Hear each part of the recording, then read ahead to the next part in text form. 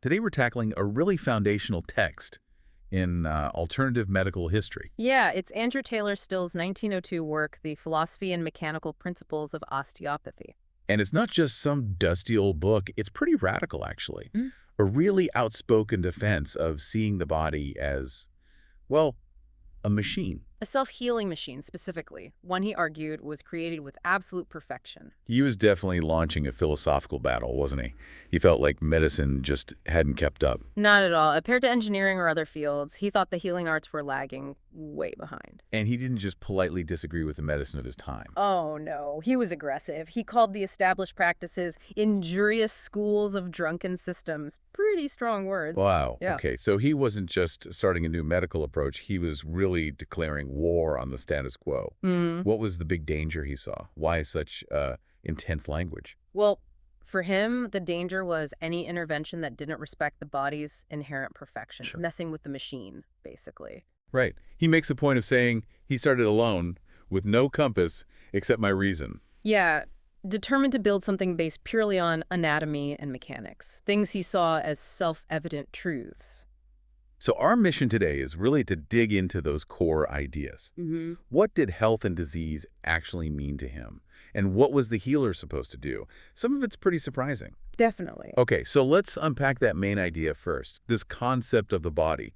What is it in Still's view, and how does that change how we think about sickness? Well, it's all mechanical. That's the absolute foundation. Stop thinking mysterious fluids or humors. Start thinking gears and levers. Pretty much. He wanted people to see the body as a finished machine built by nature. And his exact words are important here. Nature does its work to perfection, and perfection is its watchword in all its parts and functions. Perfection, that's a high bar. It's everything. That assumption drives the whole philosophy. If the body's already perfect, you can't really add anything to fix it, like drugs. So the healer isn't adding potions, they're more like a mechanic. Exactly. He calls the osteopath a master mechanic or a foreman in the shop of repairs.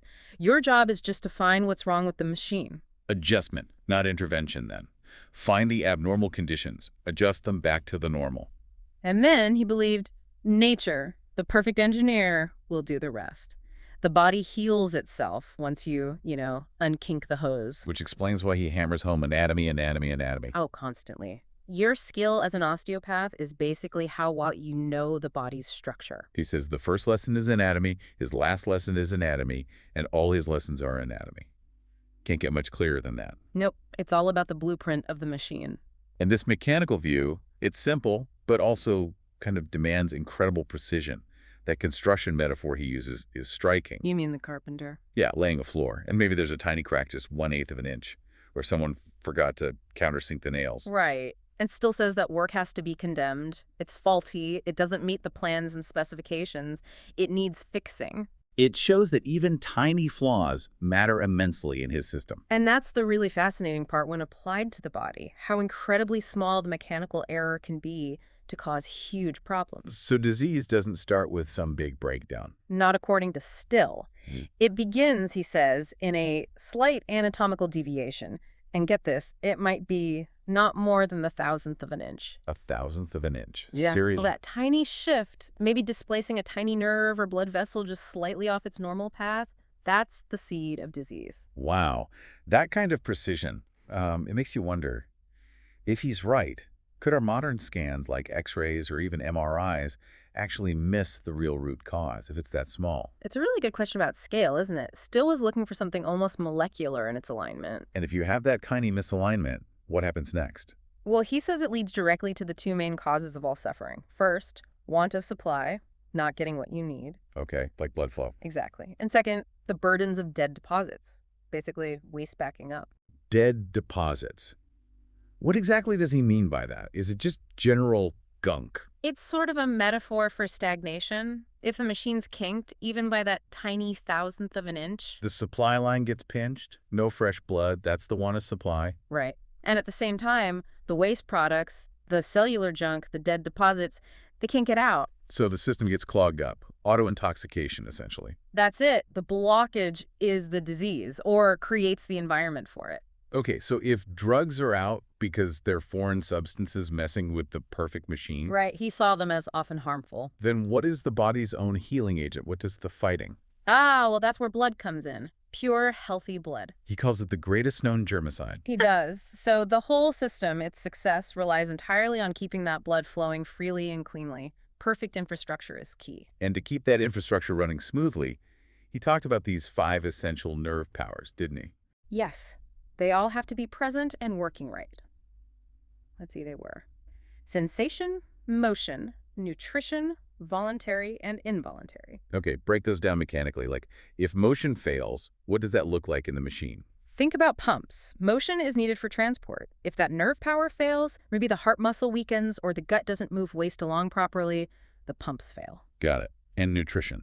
That's about using the supplies correctly, appropriation, taking useful stuff from the blood and building tissues. If that power is blocked, you could eat the best food, but your cells can't actually use it. Makes sense. And voluntary, involuntary sensation. Those seem more straightforward. Yeah, voluntary keeps the frame held right through conscious muscle control. Involuntary runs the internal organs automatically, and sensation is the feedback system reporting friction or damage. So if any one of those 5 goes offline, even a little, The whole machine starts to seize up or lose coordination. A component isn't responding to commands. so perfect flow is the goal. Where did Still think the actual framework, the structure holding it all together, really existed? The source material gives a lot of weight to the fascia, Oh, absolutely monumental importance. He called the fascia the body's framework of life. but the connective tissue stuff that's everywhere. Everywhere. He also called it the primary hunting ground for the causes of disease because it covers and penetrates everything: muscles, organs, nerves, vessels. So knowing fascia inside and out was crucial. Imperative, he said, because this universal connecting layer has to be free. It needs to let fluids in, let waste out, allow nerves to glide. Like the body's internal communication and plumbing network, all wrapped in one. That's a good way to put it. If the fascia gets tight, stuck, or adhered, if there's a blockage in the framework itself, then everything gets congested. Those vital nerve powers can get choked off. Okay, this is where it gets really specific and interesting. Still's focus on the big central structures, like the diaphragm. Yes, he saw the diaphragm as incredibly important. The most important wall of separation, he called it. Separating the chest, heart, and lungs from all the abdominal stuff below. Exactly. And critically, it's a pump, but also a passageway.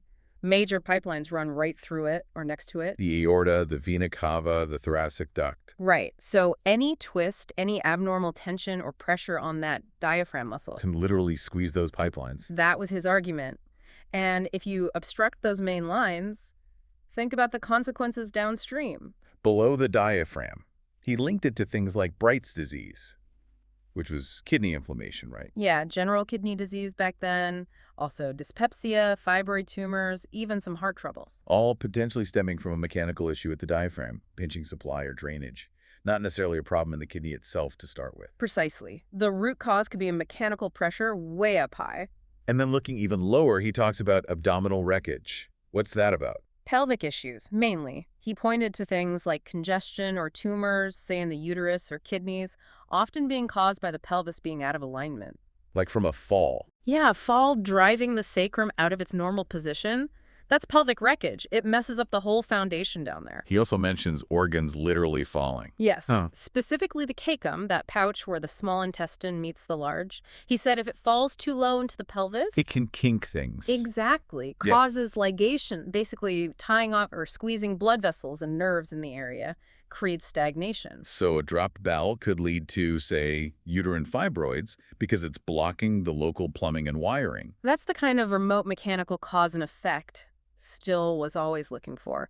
Creates the perfect storm for inflammation or growths in those pelvic organs. This way of thinking completely flips common ideas, like fever. We think of it as the body fighting something, maybe a bug. Right, but still redefined it. He argued fever isn't the disease itself, it's an effect, a process. A process of what? He saw it as the body literally on fire, but in a controlled way, generated by active electricity and combustion. Combustion, like burning fuel. Yes, he believed motor nerves deliberately generate heat, and the purpose of that heat is mechanical, to convert dead substances into gas. So burning off those dead deposits we talked about, turning waste into something easier to expel. Exactly, making it gaseous so the excretory system can get rid of it. The body's running hot because it's doing a tough conversion job. So the temperature isn't about fighting invaders, it's about the difficulty of the cleanup. That's what he proposed. The temperature reflects the density of the fluids the body's trying to process. Simple gases might need less heat. But thick stuff, like he mentions albumin stuck in the fascia. That requires much more heat, more force to convert and expel, hence a higher, more acute fever. It makes fever sound almost intelligent, a targeted response, not just a symptom to suppress. That was definitely his perspective. Okay, let's shift to one of the most, frankly, bizarre and memorable applications he described. The earwax thing. Ah, yes, the earwax. Still really didn't buy the simple explanation. It's just there to keep bugs and other insects out. Right. He called that weak philosophy. He was convinced it had a deeper, systemic role. And he noticed something clinically. He did. He observed that in cases of serious respiratory illnesses, croup, bad sore throats, tonsillitis, even pneumonia, the patient's earwax was often completely dried up and hard. Weird. What was the connection he made? Mechanically, he linked the earwax system, the glands producing it, to the overall health and fluid balance of the adjacent structures in the neck and upper chest. Nerves, glands, lymphatics.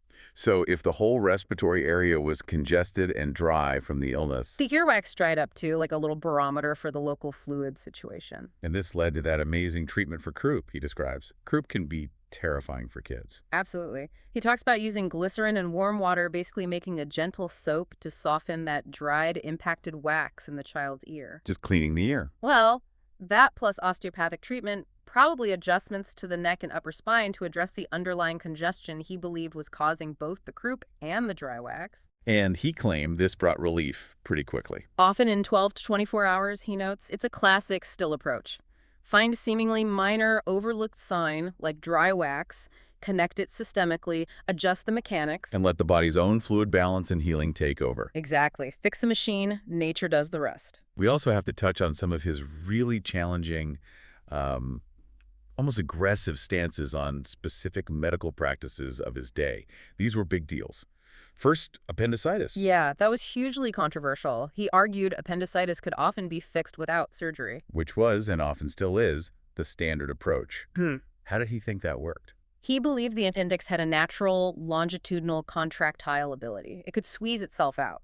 Disease happened, he thought, when mechanical obstruction, maybe a dropped bowel again, prevented that squeezing. So fix the obstruction, the appendix clears itself. That was the idea. He even notes his first successful non-surgical treatment was way back in 1877. Challenging surgeons on appendicitis took guts. No kidding. Really cemented his image as a radical. Definitely. And then there's his stance on, well, public health measures, we should be really clear here, we're just reporting what Still wrote in his text, not endorsing these views. Right. His position on vaccination was extreme. Extremely critical, yes. He called it cursed filth.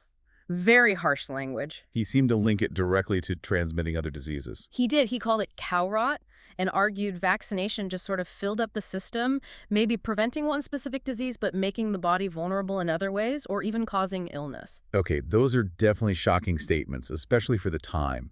It really paints him as this total outsider, fighting the establishment on every front. Absolutely. He was waging a philosophical and political battle as much as a medical one. So wrapping this up, what's the big takeaway for you listening today from this deep dive into Still's philosophy?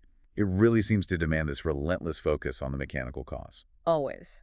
Focusing on adjustment, drainage, circulation, and looking in places maybe we don't normally think to look, that tiny spinal misalignment, the state of the fascia.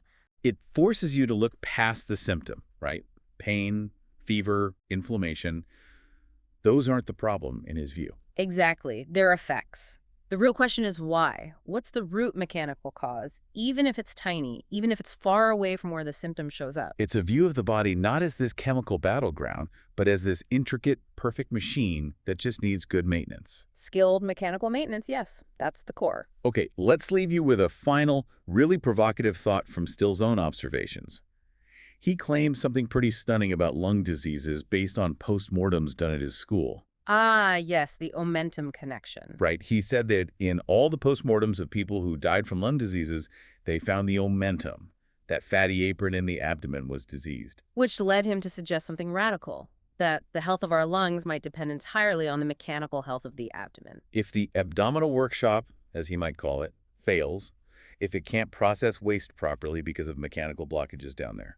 The lungs suffer the consequences. They essentially die because the cleanup crew failed. So the question this leaves us with is, how many systems in our body, systems we might ignore, like the fascia, the diaphragm, or the omentum, are actually doing the silent, heavy lifting that keeps our major organs running.